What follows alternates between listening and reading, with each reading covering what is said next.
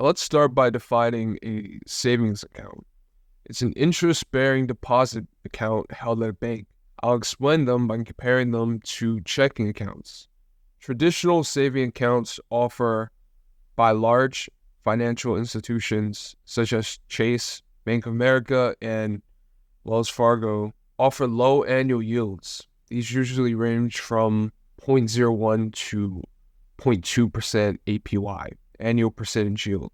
Regular bank accounts are easy to open either in person or online sometimes. They have a large amount of locations, which make depositing money extremely easy.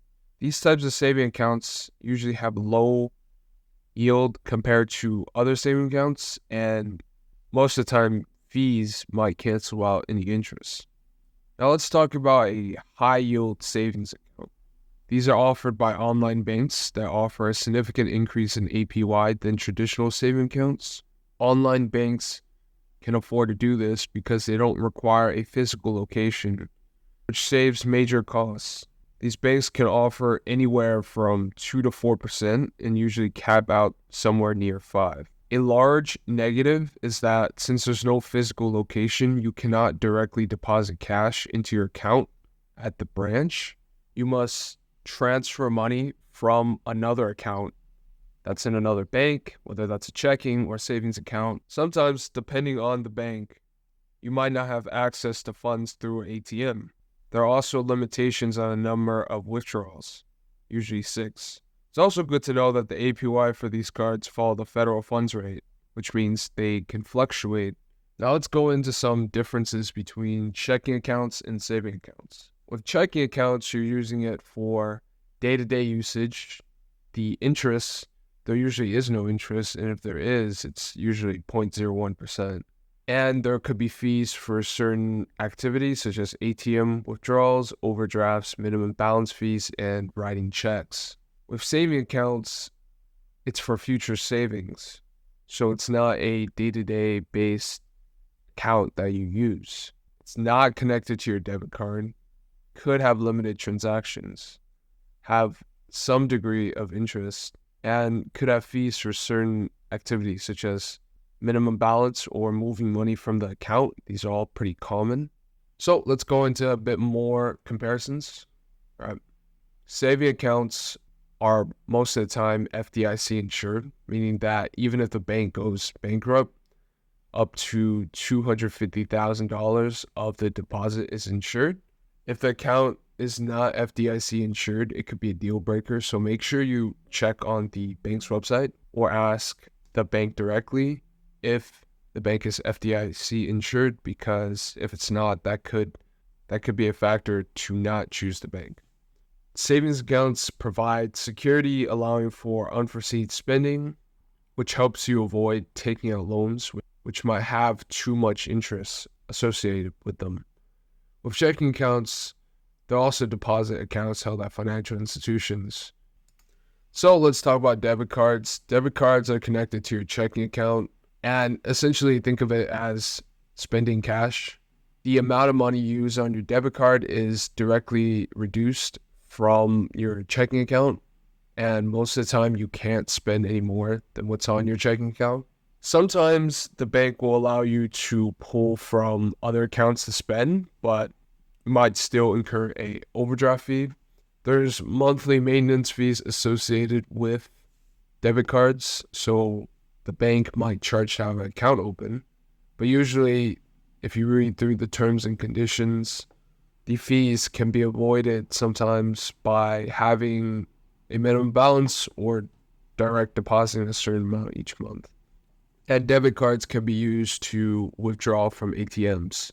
If an ATM does not have your bank name on it, additional fees might be charged. Usually in the New York City area, it's $3. So those can build up. Try to get a card that is connected with a bank that has many different ATM locations. That way, taking out money is extremely convenient. Debit cards have several benefits, such as preventing you from spending more than what you have in your account. So that could be a very good thing for money management.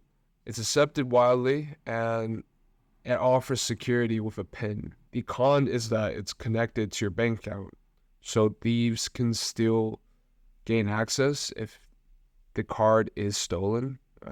Using either the card number or CCV and date, they could use your card, and it doesn't help you build a credit history, which is not good. The advantages of saving accounts: they're good for unforeseen spending, asset protection.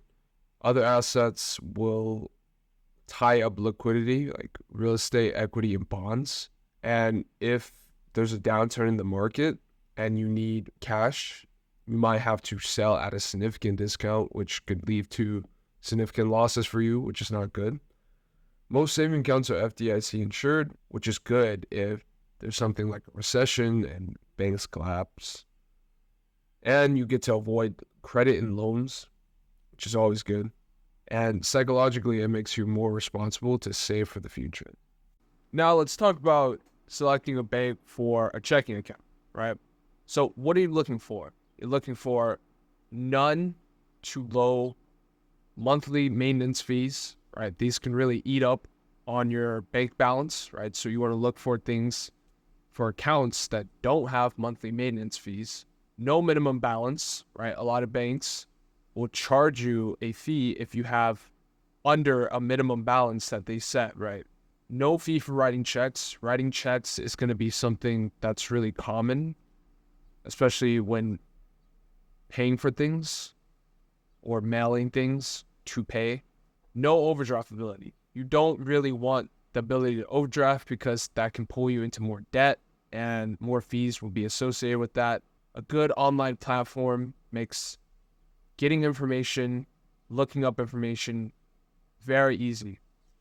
Convenient access to ATMs. If you want to deposit money into your account, having convenient access to ATMs is extremely important. And it's important to have a bank that has multiple branches. Avoid high reoccurring fees. That can decrease your bank balance, and you don't want that. A minimum balance that you constantly go below and you get charged for that. Platform with only an online savings, right? You want to be able to deposit really easily, to put cash into that account really easily.